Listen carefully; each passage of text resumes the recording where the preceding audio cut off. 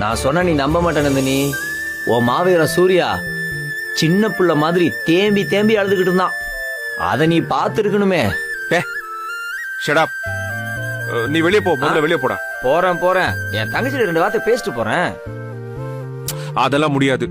நான் பேசுறதுக்கு அப்புறம் நீ பேசிக்க. இப்ப நீ போ. பாரு அண்ணா, கொஞ்சம் இருங்க. அத்தான் சார் தான் ரொம்ப பதட்டத்துல இருக்காரு. அவரு பேசட்டும். இம்பூட்டு சப்போர்ட் இருந்தா பத்தாதா? உன் புருஷன் தலையில ஆடுவானே.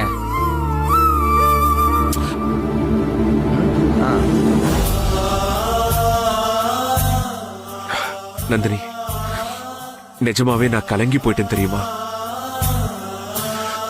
லைஃப்ல நீ இல்லாம நான் எப்படி வாட்டுறதுன்னு நினைக்க ஆரம்பிச்சிட்டேன். ஒரு செகண்ட் நான் ஒண்ணுமே இல்லாம ஆயிட்ட மாதிரி இருந்துச்சு. அத்தான் சார் இதுக்கு எல்லாமா கலங்குவாங்க? பாருங்க, சின்ன புள்ள மாதிரி இன்னும் கண் கலங்குது. அப்படியே எனக்கு ஏதாவது ஆனாதான் என்ன சார்? ஏய்,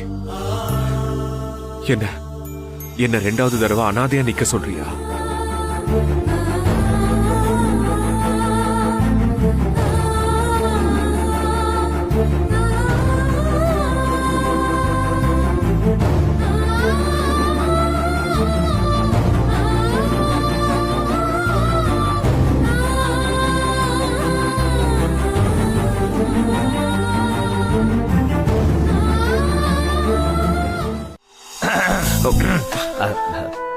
போதும்.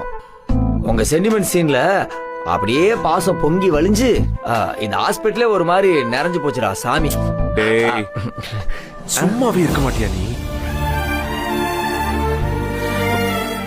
நந்தினி, எனக்கு தெரியல உனக்கு எப்படி நன்றி சொல்றதுன்னு. நீ என்னோட குடும்பத்தோட கௌரவத்தை மட்டும் காப்பாத்தல, சுரேகாவோட வாழ்க்கை, அவளோட உயிர் எல்லாத்தையும் தான் காப்பாத்திருக்க.